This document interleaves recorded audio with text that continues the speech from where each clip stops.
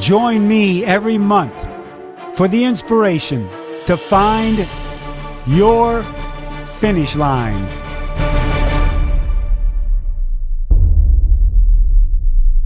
Hello, everyone, and welcome to another edition of Find Your Finish Line. The podcast is not only about you being able to find your finish line at a race or an event, but in life. I'll have guests on that have jumped over a lot of hurdles to get where they are today, and hopefully their stories will inspire you. Pillar Performance. Been talking about it for the last 4 or 5 weeks, and I was introduced to this product at IRONMAN New Zealand in December. They told me it's out of Australia, but they told me that it would help me sleep better. I was a little bit of a naysayer when I was there in New Zealand because I didn't want to take something I had never taken before. But when I got home, I took it because they said take it after workouts, before you go to bed, not during your sessions. So I did. And I cannot believe how well I am sleeping, including my wife, Rose, the same thing. She goes, don't ever run out of this stuff. Pillar Performance Triple Magnesium Powder is a recovery agent. Designed for us as athletes, but the sleep I'm getting from it is quite amazing. It's out of Australia, as I mentioned, but you can get it at thefeed.com. Right here in the U.S. at thefeed.com. They gave me a code so you could receive 15% off. That code is MIKE23, MIKE23 to receive 15% off. It is in stock right now in both flavors, in the lime and the berry. I love them both. I got them both. I switch back and forth between one or the other every night. That's how I work it. So Pillar Performance, you got to try it out. My guest today is the first 3-time guest on Find Your Finish Line. He was on 2 times last year, and we've got him back. None other than Mr. Mark Allen. How you doing today, Mark? Wow, the first 3-timer. I love it. Yeah. You're almost catching up. Maybe since you've won Kona 6 times, you know what that means. Before this is all done, you're going to be on this baby 6 times. Well, at 65, it's kind of cool to be a first at something again. I never thought I would be. Yeah, there you go. I'm only a first if I get out on my bike and ride a little longer than I did the day before. But that usually never happens anymore. Yeah. It always seems to go backwards. So, Mark, I ask every guest, even though we're going to be talking about the year in review, talking about the year that's already happened or half a year and what's going to go on the rest of 2023. But Mark Allen, did you get a workout in today? I have not gotten one workout in today, which is very unusual. Normally I get up, I have my coffee, check the emails, and then I go surf. But surf has been pretty miserable, small to miserable. And so I've been going to plan B. And so that's usually getting out and going for a walk and then doing some stationary bike work, or going for a walk and then hitting my tonal that I have set up in my house. Something I do about an hour and a half of something every day. So actually, as soon as we get off, I change out of this and I go put on the workout clothes. All right. Yeah, I see you got your Tri-Dot shirt on. We'll talk about that. So it's pretty interesting because it's been warm in California, and the surf seems to go away when it's much warmer, doesn't it? Why is that? Well, I don't know if it's directly related to our immediate weather, but usually this time of year we get the south swells from the South Pacific, those swells that generate way down there on the other side of the planet and travel, 7,000 miles to get here. But that hasn't been happening, and the North Pacific is pretty much quiet, taking a breather until the fall comes around. So each year is different. This between winter here, last winter when we had just tremendous storms and more rain than I've ever seen, and bigger surf than I've ever seen, but stormy. And then all of a sudden it shut off, and now we've had nothing. We're having these extreme weather situations going on, and through the surf you kind of get a read on a lot of different parts of the planet, what's going on. South Pacific not happening, North Pacific not happening, unusual. Well, I don't know if you saw last week, though. I was with Joanne Murphy in Galway. We took a vacation there with Rose's twin sister and her husband, and I swam in the North Atlantic with no wetsuit. I'm telling you what, those are the toughest people I know. Everybody out there in the morning, Mark, We're swimming. The water temp was, I think it was 60, 61. No wetsuits. Nobody out to the buoys and back. I go, this is. So I jumped in and did the same thing, and man, I didn't last that long. Well, it's probably the best cure for one too many Guinness that you had the night before, right? or the morning of. Yeah, I know. It is a cure for sure. All right, Mark, we're today gonna review the year that has happened already, the half year that's happened already, and then go into what you believe is going to go on for the remainder of 2023. First off, my first question, so far through July, August here, it's been an interesting first half of the year, wouldn't you say? It's been super interesting. You know, a couple sort of highlights for me that are interesting. One of them, and this is one of the more positive ones, is Daniella's comeback and her world record that she set in Challenge Roth. I mean, that time that she went was, first of all, absolutely incredible. Second, that she was able to put that together after really kind of looking like she was stumbling for a few years. You know, when an athlete starts to get toward the later part of their career, more often than not, when you see those race after race kind of adding up where it's not coming together for them, it's not coming together, they never quite get it all the way back to where they were. And of course, in her wins in Kona, you know, she was dominant, she was untouchable, but then all of a sudden she's not. And so to see that time that she did there at Challenge Roth was amazing. The second, I guess you have to sort of put it in that category, is Magnus Ditloff, who set the men's record there. Amazingly fast. And not only was it fast, but hearing the some of the comments from the other athletes who were in the race with him, trying to keep up with him on the bike, saying, you know, my legs were ready to explode trying to match those watts that he was putting out. So pretty cool performances. The other side, go ahead. You know, the other side are some of the performances that haven't sort of stacked up. You know, the big glaring one at the moment for me is Gustav Iden. Of course, he just like his compatriot Christian Blumenfeld seemed pretty invincible and unbeatable when they were on, and they seemed to be able to be on at will. You know, in the past several years. Gustav's world record and championship win in Kona last year, amazing, mind-boggling, fast, steady, just pulled it off. And but this year in the shorter races, he's been trying to get points, qualify for the Olympics. It hasn't come together for him. Of course, you know, there's been emotional challenges with his mom having cancer and passing away. But it just seems like, even with that, the level of athlete that he is, that he would have been able to sort of rise above that, at least on race day, and put it together. Christian has done a lot better, but he still has yet to, you know, beat the real top dogs who are going to be medal contenders in Paris 2024.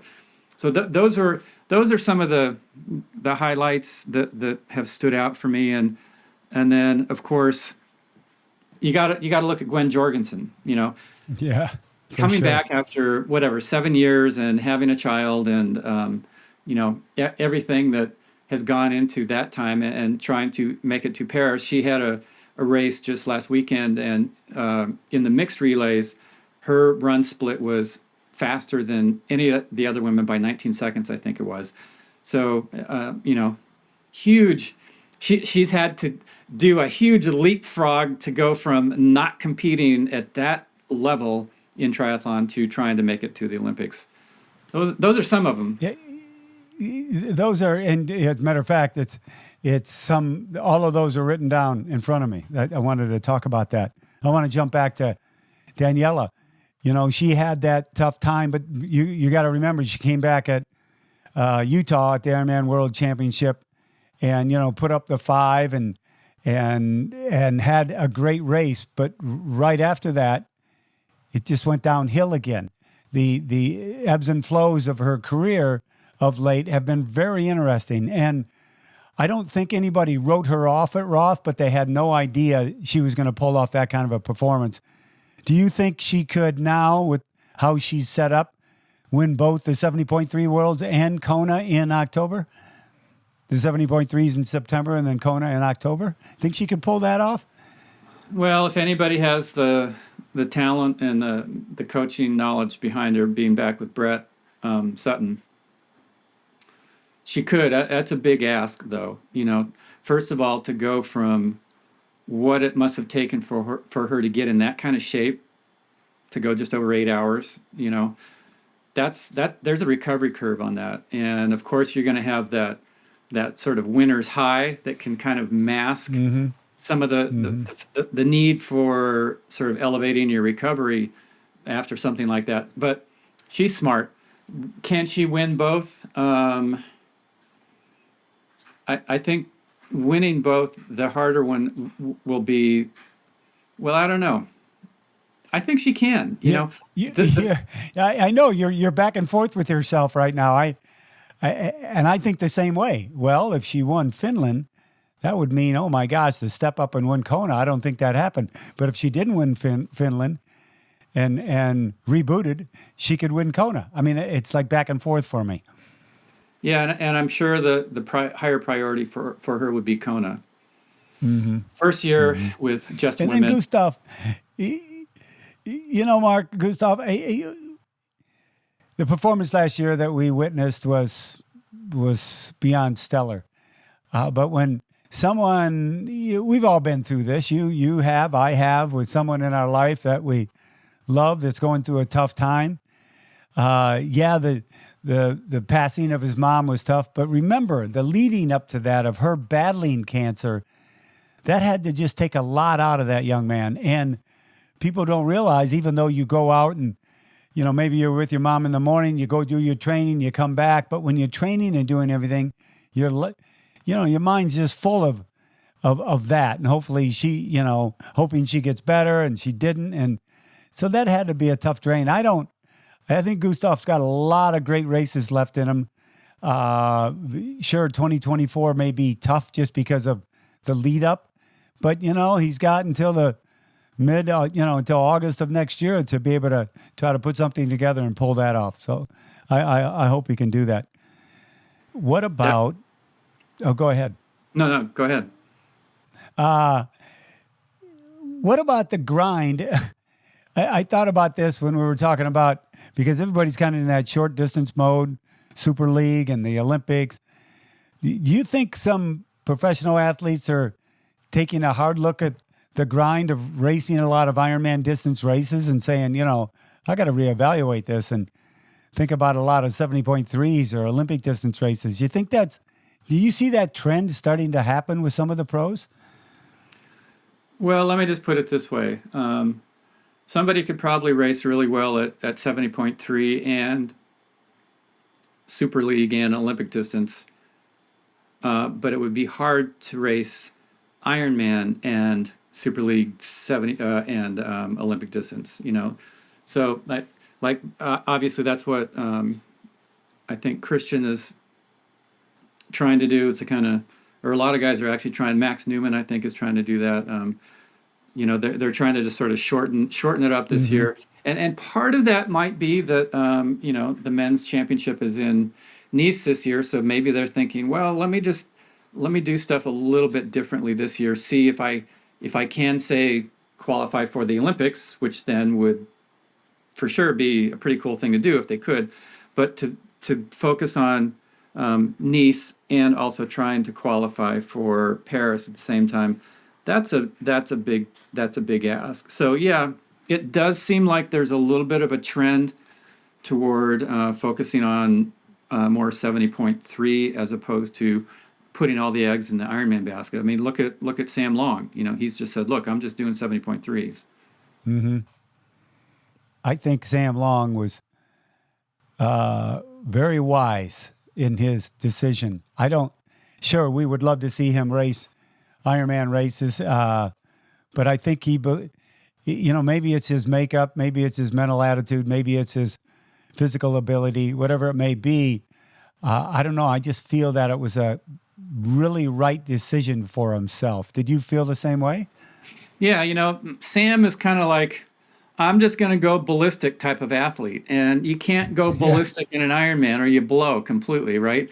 But in a 70.3, if you're in that, I'm just going to go ballistic on this course today. It's short enough, even though it's long, that you can get away with it. And he's proven now that even with a certain handicap that he tends to have after the swim, he can still pull off victories. So for sure, absolutely, very very smart. And with birth of a child, that's another level Hmm. of, as you know, complexity, energy that goes out that doesn't have anything to do necessarily with actually racing. So very very smart on his part to do that. What about our friend Jan? Frodo, he was having a lackluster season and some injuries, and all of a sudden in Andorra, he put together one hell of a performance, and I think put a stamp down on saying he's back. Do you think that type of performance for him is something that can catapult him to the, well, I don't want to say to the end of his career, for the rest of his career? I might be looking at his race in Andorra differently than a lot of folks. It was his first win in a How? while. He didn't win in Hamburg, which he still did pretty darn good, right? But it wasn't a victory.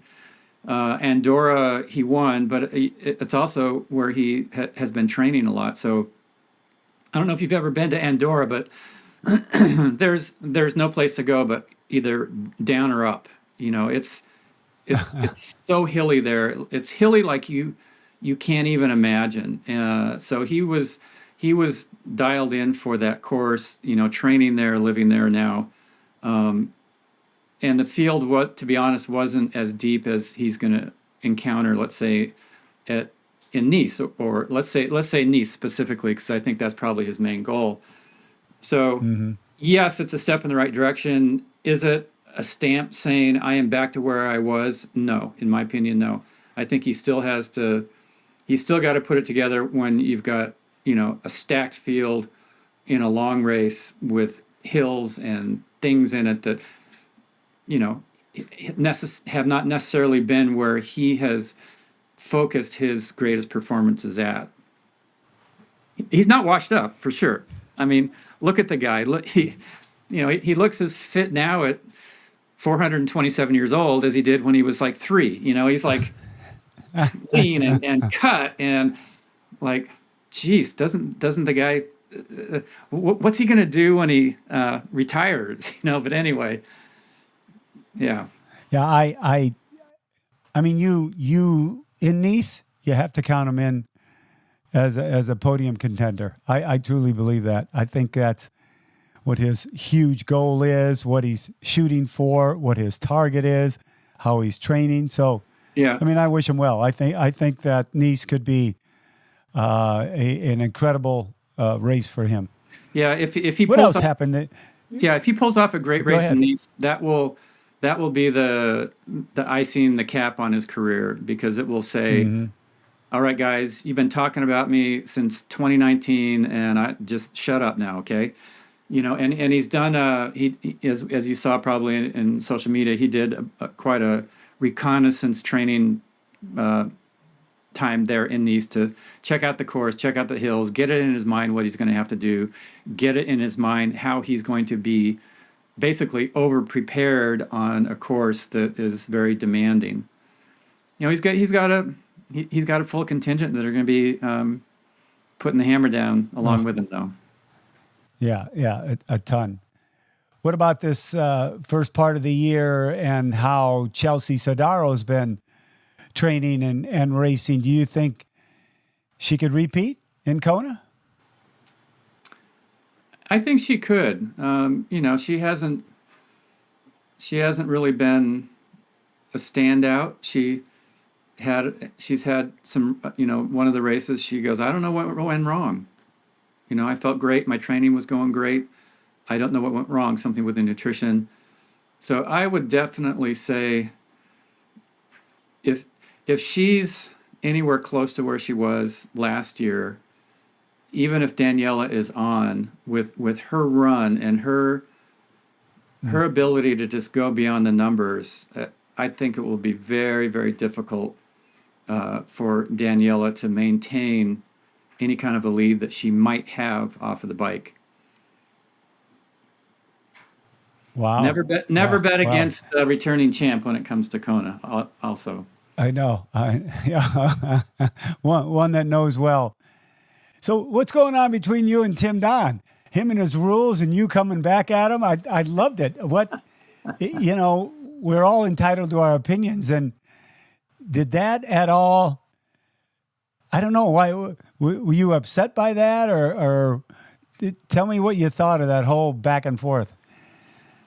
Well, it started because everybody was saying that, the Norwegians, and I was kind of like, I've looked at a lot of what they do, and it's actually started because I was putting the question out to the whole triathlon community.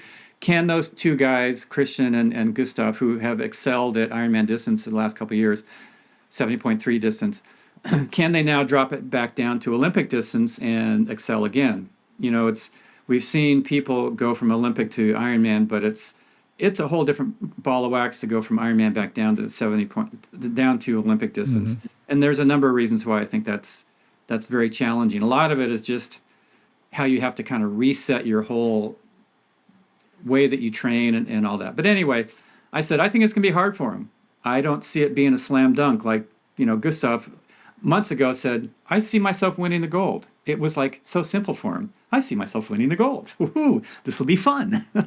It's not been fun for him, So anyway, so I put that out there, and then, Tim Don sort of came back and said, Mark's lost touch with reality. Like, those guys are on a whole different level. Their training is like it's a quantum leap from, the way they train and the way they prepare is a quantum leap from anything that has ever been done before. And I was like, I don't agree. And usually I just keep my mouth shut. I'm like, okay, well, you have your opinion, I have mine, but nobody knows what mine was. I know. And mine, and this actually was definitely prompted by discussions that Scott Zagarino and I had. Scott, my business partner in my coaching, and he's like, this is a perfect opportunity to just put it out there what you're thinking, and so we, he actually helped. He did a lot of the sort of background concept of it, but basically, I've looked at and I wanted to respond in a way that didn't turn it into a debate. I just wanted to sort of say, look, there are times when things take these quantum leaps that are like, wow. For sure, one of those was 1989 when Dave and I took Ironman from surviving to actually racing. Another one, literally, seriously, in my mind, was whatever it is that Daniela did that got her ready for that race in Roth this year. That's a quantum leap.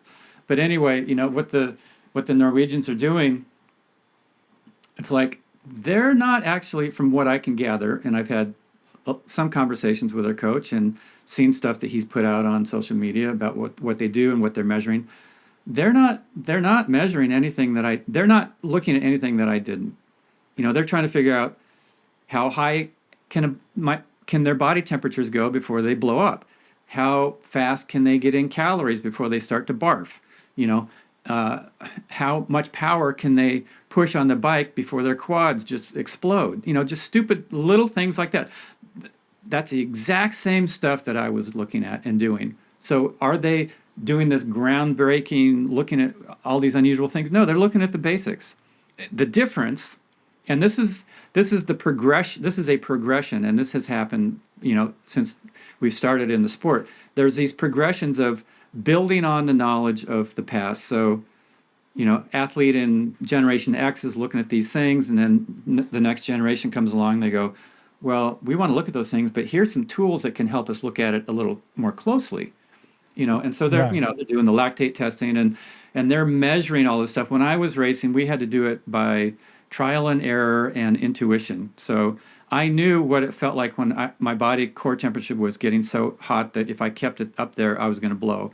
I knew what the sensation was like when I was pushing so hard on the bike that my quads were going to explode. And I knew if I take in another banana, it's all coming up.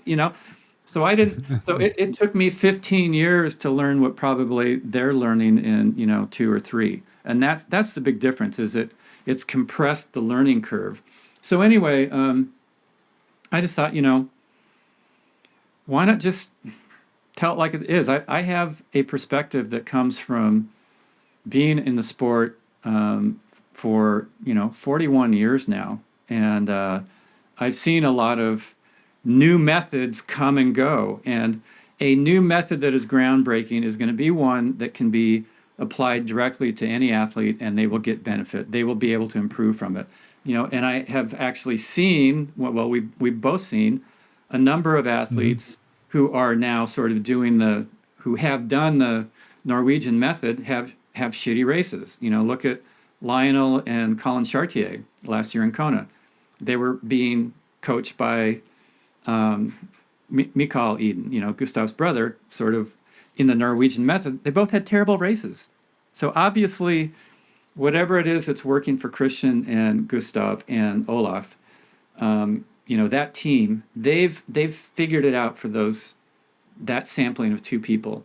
But until we can take all of that and give it to every age grouper and go, wow, now look at how the age groupers also are just going kaboom, then that could be considered like a groundbreaking leap. And so that's kind of what I look at when I'm thinking of all that.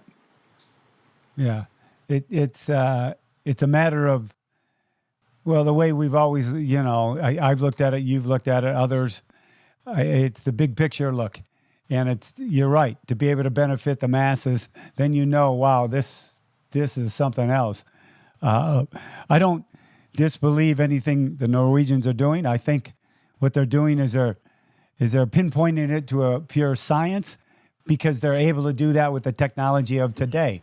Mm-hmm. You didn't have that. You eat the banana, you threw up. Okay, I'm not going to do that anymore. The trial and error start. But I love that little back and forth, because I know you've already respected and you're friends with Tim Don, as I am. And when I see that, I go, oh, okay, this is interesting. But it's just one person's opinion, which I think we need more of in the sport without bashing anybody.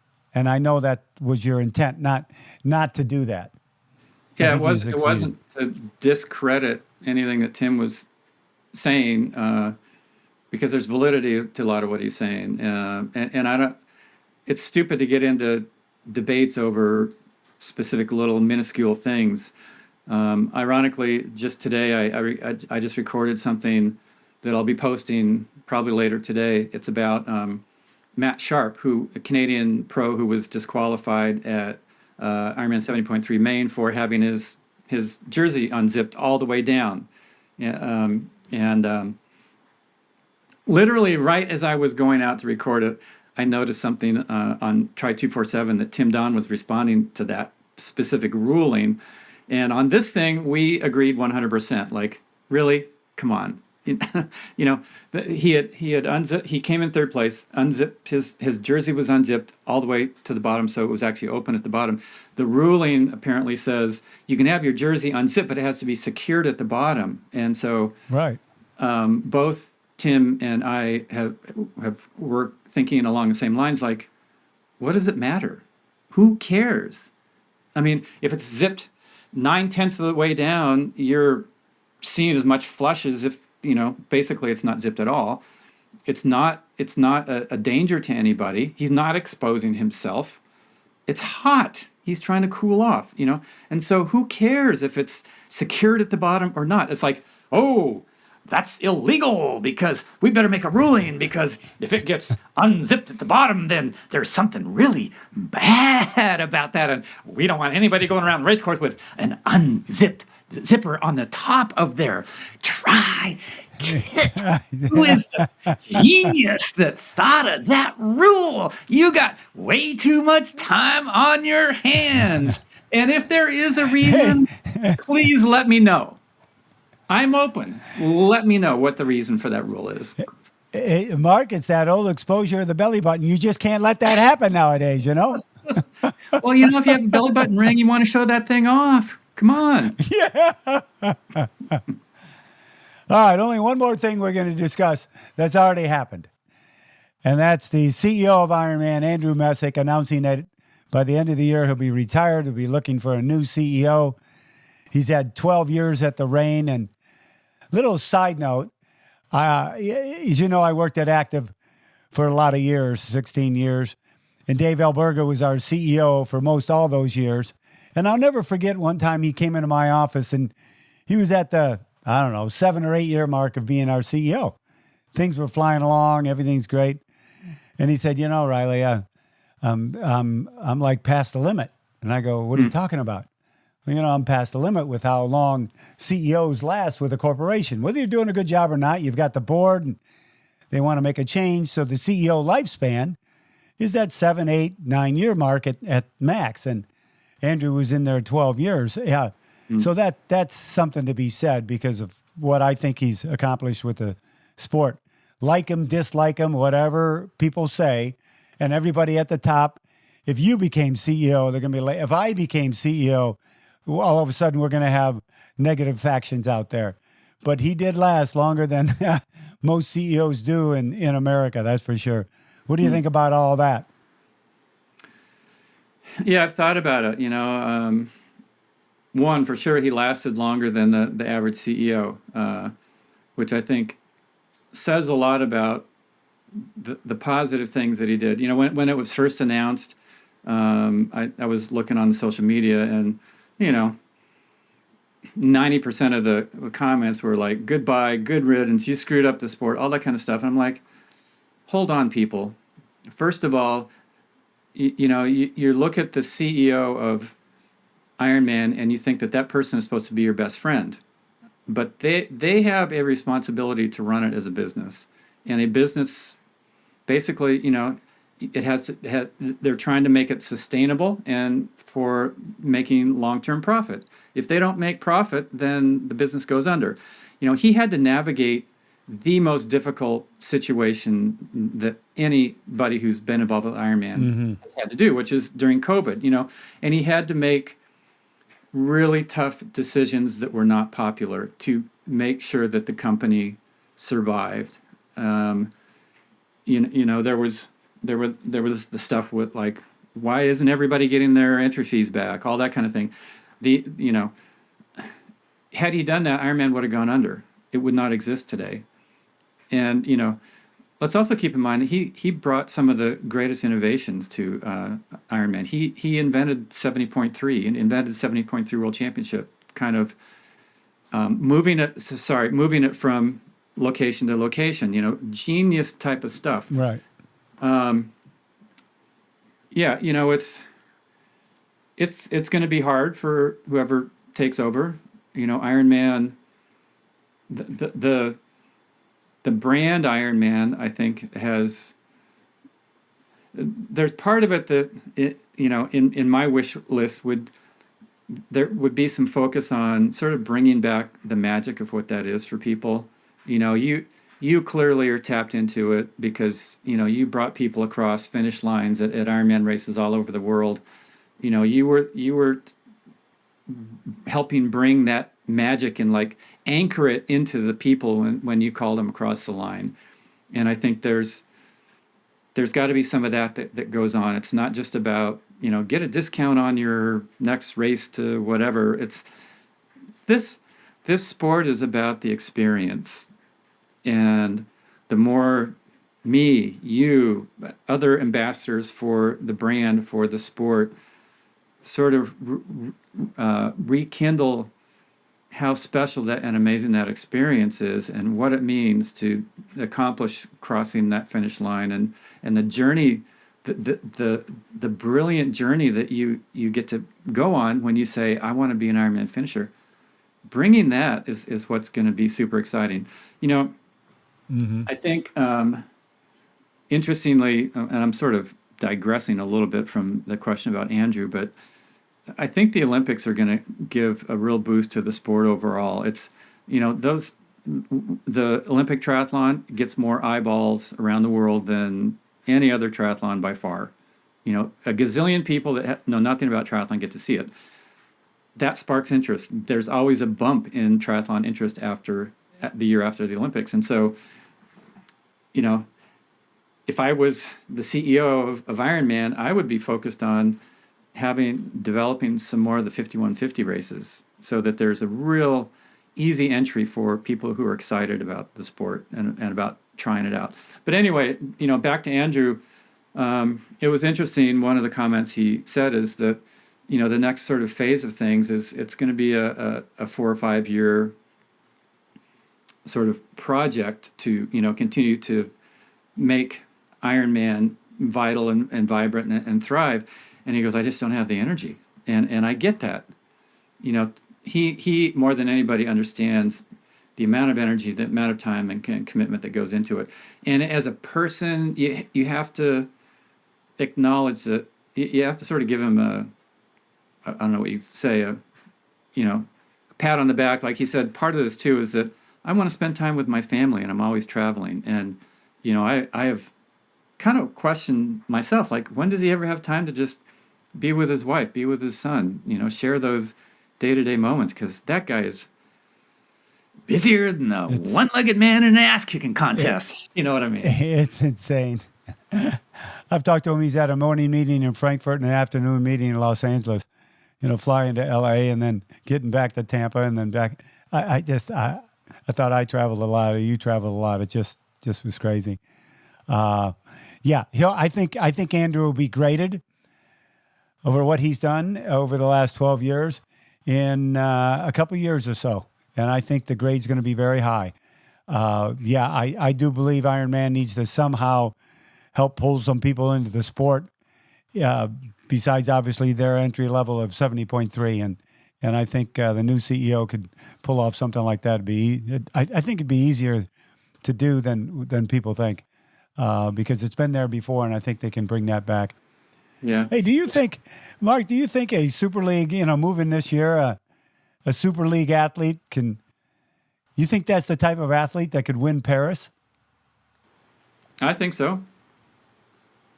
High intensity, obviously it's slightly different because you're doing, repeat, but for sure somebody who's doing really well in Super League could step up to Olympic distance, which, probably their training is not that much less, if at all, than somebody who is competing at Olympic distance, because you've got to be able to do that super high end and then do it again, and so absolutely, I think you're going to see some champions who were bred on that, stepping up and making Paris their coming out show. I do too. I think that's what so many of those young athletes are doing. It's been around a long time, and sometimes I'll start seeing names in Super League. Okay, I got to look that one up. Where'd she come from? Where'd he come from? But that's what I like about it. They're bringing in new blood into the sport. And I kind of like that competitive nature of the teams. You see Macca doing a SmackDown and Tim Don doing a SmackDown. And it's kind of cool for our sport to have something like that, the going back and forth side of it. Have you ever been to a Super League race? I've never been able to make it to one. I think it'd be pretty fun to see. The concept is really interesting because it's a stadium affair, and that's so you get to see the entire race, which obviously, as we know, is one of the challenges to sort of fan participation in the sport. You just don't get to. You can't see the Ironman race. You can watch it on the stream, but you can't be out there and watch them every second. Super League, you can see it. You get to see him sweat. You get to see him breathe. You get to see him collapse at the finish and then do it again. So, that sort of stadium aspect, I think, also kind of helps breed that talk smack kind of thing too. Yeah, exactly. Do you think we're going to have some more retirement news for some of the pros by the end of the year? Well, that's a really really good question. A lot of the pros right now are kind of making it because of the PTO. The PTO does not appear to be quite as in the position that I think they envision that they would be at this point. I don't know how their viewership is for their streams, their TV programs of the races. I don't know how their sponsorship to finally sort of start getting income is going. But some people out there are sort of putting it out like this might be the last year of it. There's no Collins Cup this year, which is not a good sign in my opinion. So anyway, if the PTO sort of goes away, then a lot of the pros who are getting money from that pool, where are they going to go? I think there could be a huge turnover because of that. And there's just going to be the natural thing, like some people are just going to retire. So maybe Daniela and Jan Frodeno decide like, okay, we had our final big blasts, we both won, or whatever takes place, and it's time to move on. I think you're going to see a number of those folks also stepping aside. Yeah, I believe the rest of the year is going to be interesting. I think it's still going to be status quo with Finland, Nice, and Kona. They're going to be great races. But I just, for some reason, I have this gut feeling we're going to see some change with the sport and the state of the sport. And some of the changes will be good. Some are going to maybe set some portions of it back, like you mentioned with the PTO, but I don't know anything about that. I know enough about it, but I would hope they'd be able to sustain, just because, obviously a lot of promises were made and a lot of pros were taken care of, and their policy with women and being a pregnant athlete. And I think some of the things they've done have been top notch. So I wouldn't want to see that change. But we've got different factions in the sport, and they're really not butting heads, but it's like you want everybody to get along, because if everybody gets along in the sport, I think the sport's much better off. So I don't know. My gut's telling me there's some changes coming. I don't know what they'll be, but been around long enough to know we're kind of at that, not pivot point yet, but close to it on something maybe happening. Have you had that feeling at all? Yeah, I think we're in for a shakeup, after this year. Part of what will sort of, I think, determine some of that is the perceived success or failure of the two world championships for the full distance for Ironman. If people walk away and go, you know what, I wasn't so psyched about having this, but the experience was amazing, and these things were added that we never had in Kona, and Nice was amazing because of the course. If the experience is great for the athletes, I think there's going to be a sort of a really good turnaround in sort of like, okay, we do have the two locations.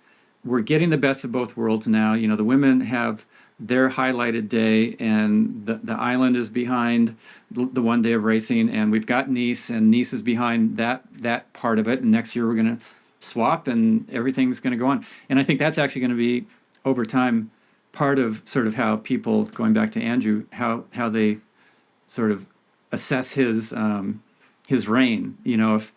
If that decision to split it into two locations doesn't pan out to be something super positive for the athletes overall, it'll go back on Andrew's shoulders. Sort of like he made that decision and it didn't work. Or if it does, then it's going to be like, wow, the guy had some vision, he had some foresight, and when it was first announced, I didn't think it would work, but wow, it's actually really good.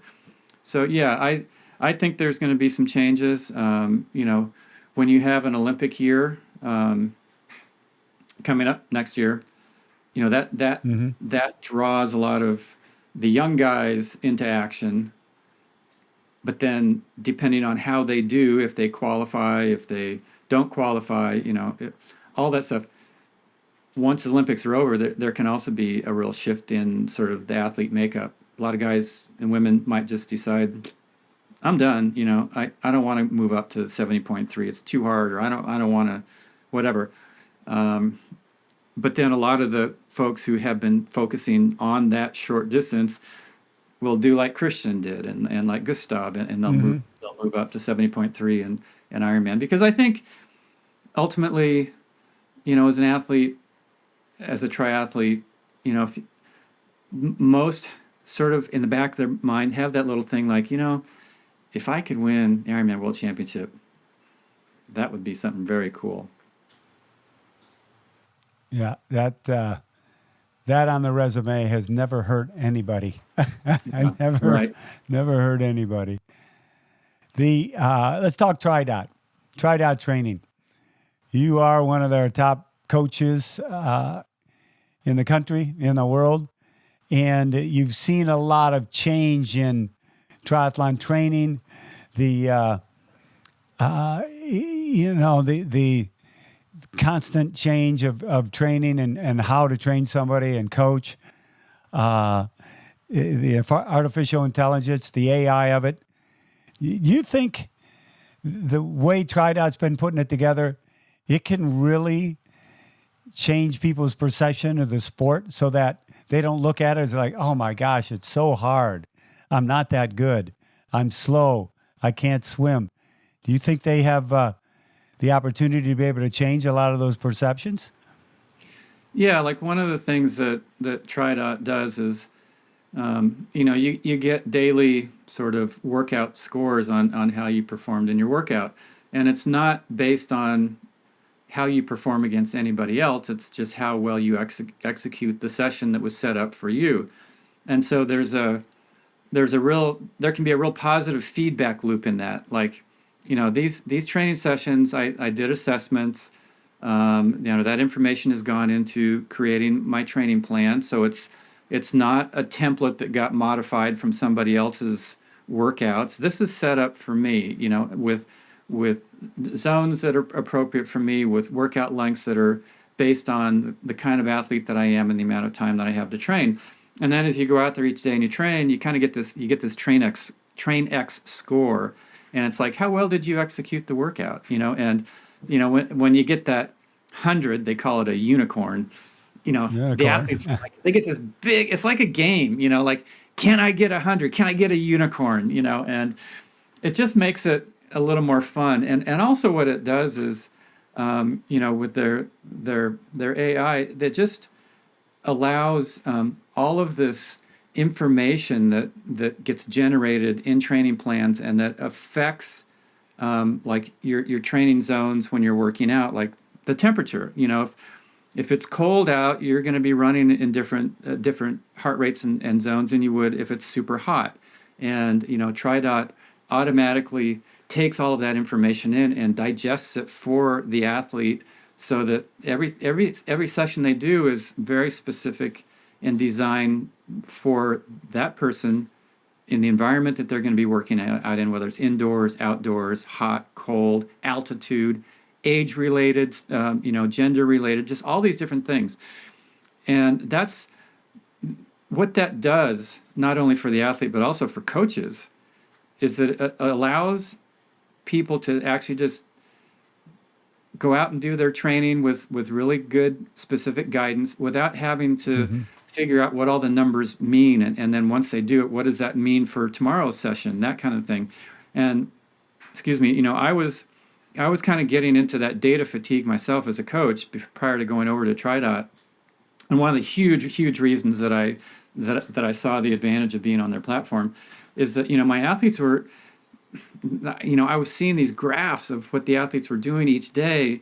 And it was like, oh my God, how do I digest all of this information and have it sort of influence what I'm going to have them do tomorrow? And then again, if somebody is, the weather changes and I don't know it, and I give them the same zones or power output, they're going to kill themselves in 98 degree heat compared to when it was designed and it was, I'm thinking that it's going to be 65 out or whatever it is.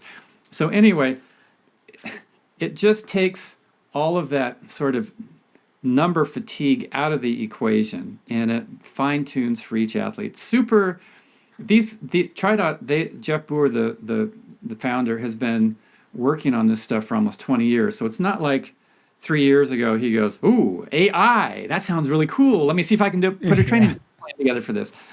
He's been accumulating data from how people have trained thousands and thousands of athletes over many years now and seen what actually works. So that I'm actually being educated as a coach, because some of the training sessions that they're recommending for my athletes are different than I would have them do in my old paradigm, right? But I'm seeing now the wisdom in it and how it is actually helping them. I mean, I have had so many of my athletes that I've coached for many years come over with me to TriDot, and at first they're kind of like I was initially, a little bit like, this is a little different than what you used to have me do. I'm like, yeah, well, let's just try it and let's see how it goes, okay? And they would try it, and every single one of them has been setting PRs, and they're like, ooh, wow, this kind of works. And on top of that, they have this really cool social community. You know, their Facebook page is super positive and supportive and informative. You know, they're not a bashing community. They're a very supportive community, and you really feel like you're part of something. You know, so even though a lot of people have to train on their own because of job and time and commitments and all that, they go to races. They know there's going to be a bunch of TriDot athletes there. They get together. They chat. They have a good time together. They have a meal. They high five each other on the race course. It's just it's got everything. It is a strong community, and Jeff Boer, he has been ahead of the curve for a lot of years of putting this together. And just as a small teaser, Mark, you know, as the new CMO of TriDot, Chief Motivational Officer, you mentioned unicorn. You got the pornicorn. You know, you've got all the different levels of TriDot. They may be hearing some voice come into those apps when they hit those new levels of a congratulatory nature. So I can't say much more about that, but pretty soon you may be hearing a familiar voice come into your ears, congratulating you on your new level with TriDot. So that's all I'm going to say. Stay tuned, I don't know everybody. who that voice is. Well, there is only one voice. What's that? There is only one voice, and I'm talking to him. So, it's going to be, I can't wait till that all comes to fruition. We've been working hard on it. It'll be great. Mark, if somebody, do you have the bandwidth to take on more athletes to coach now because of that? I do. You know, it's the communication tools that are set up in there for me to track my athletes, to communicate with them on a daily basis, has really, it's freed me up to actually be a coach and to sort of be the people's accountability behind the scenes, so they know that I'm always looking at what's going on. And yeah, I definitely am open. I have some slots still open. People can check out Mark Allen Premium on TriDot, and in there you get very personal sort of white glove coaching from me personally. And we're kind of in that second half of the season, which is actually sometimes a harder part of the season for people to navigate, because once you're kind of already in good shape, how you maintain that without burning out it can be challenging. And for those who start late because you live in a colder climate, or maybe you only like to race and train from, let's say, June through November or whatever, you know, there's also that you can get overexcited because you go out and you train with people who maybe are a little bit ahead of you on the fitness curve. You can also burn yourself out because you do too much, too hard, too fast. And so anyway, in this sort of second season, the second half, here we are, you know, going into August, September, October, November, maybe even December window. You know, I'd love to help those of you who have been kind of considering, well, maybe I got this kind of big race that's important, and maybe I should just try having Mark Allen be my coach. I'm up for it. Do that, yeah. So how do they get a hold of you again? You go on TriDot. You can Google Mark Allen Premium in TriDot, and it'll take you right to the page that has all the information on that. Mark, what are you looking forward to the most for the rest of the year? I'm looking forward. You know, this is always the part of the year where we've had some big races, we've had some incredibly big performances, and now it's sort of like time for people to put the period at the end of the sentence. Like, who in the first part of the year is going to be the ones performing at the last part of the year? Can Daniella do it again in October? Can Magnus Ditloff, pull one off in Nice? Can Jan Frodeno make one final stake in the ground in his career in Nice? That kind of thing. Can Chelsea Sodaro repeat against what is going to be a historic race? And historic race? Is that the right grammar? Anyway, so I like all of the championship events that take place toward the end of the year like this, and how this is like you're closing out the season. It's like you kick it off, you start training, you open it up with those early season races. You do the ones in the middle that in the moment everybody remembers, but then you go toward the end of the year, and then that's what everybody will be talking about all winter long. And so I love being at those races, part of the World Championship events for Ironman. And and just for me, it's not just about the pros though. It's like in those World Championship races, there's a real magic that takes place with the age groupers, and a lot of people, I think, forget this. Like let's say you're at 70.3 main, and you got a slot for 70.3 World Championships, and you're like, oh, I don't know if I want to go or not. It's just another 70.3. They're not just another race. Same with a lot of, I heard a number of people who raced Ironman France in Nice this year, and they're like, why would I want to, spend the money to go to the World Championship in September? It's just, I just did Ironman France here in Nice. It's a completely different beast. First of all, the experience that is brought to the athlete throughout the week at a World Championship event for Ironman is off the charts, with stuff that's going on and events that are special for that. Secondly, you're in a competition where the depth of field is like nothing you're ever going to get in any individual race. And so you have to bring a whole different game to it to sort of feel like, okay, I earned a slot, but now I've got to earn my right on race day also. And so it just brings out something special that even though every Ironman, every 70.3, every triathlon that people do has an aspect of it that's special, that's memorable, that you'll tick it off and you go, right on, that was cool. Or you'll go, oh, that sucked, I'm going to get better next time, whatever it is. But you go to a World Championship race, this year Finland for the 70.3, men and women, 2 days of racing. Nice for the men in September for the full distance, Kona for the women in October. Those races are, for first to last finisher, are special beyond any other race that they're going to do throughout the year.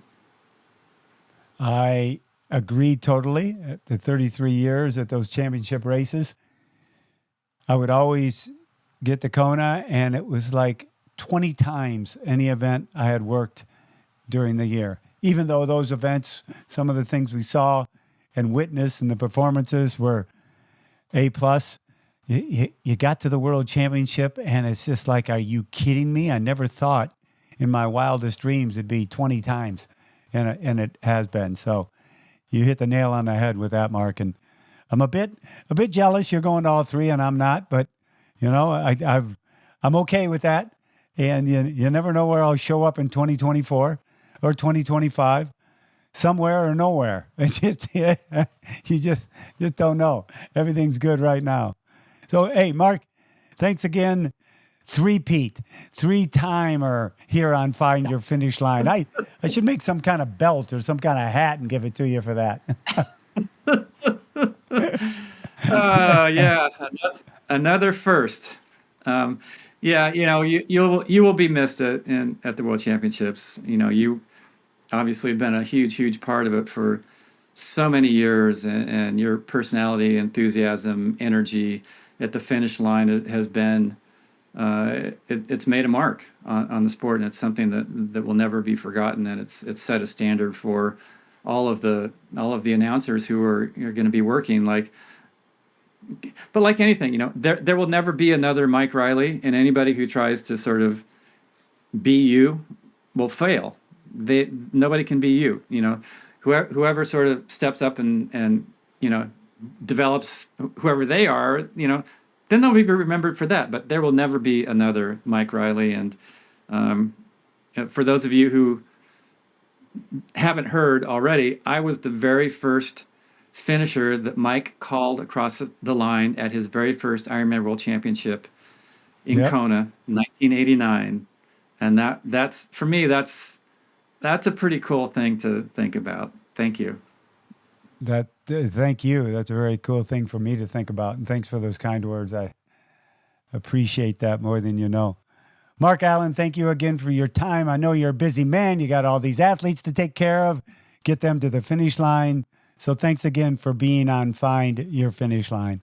And everyone, thanks again for tuning in. Remember, Pillar Performance, triple magnesium powder. You got my code at thefeed.com, MIKE23. You get 15% off. You want to sleep better, recover better, try it. And thanks again for tuning in to Find Your Finish Line. You can pick us up on Apple Podcast, Overcast, or right on my website, mikereilly.net/podcast. Keep in mind, everybody, every day of the year, every hour of the day, you're the cause of your own experience. If you keep those experiences as positive as you can, you will always find your finish line. Aloha.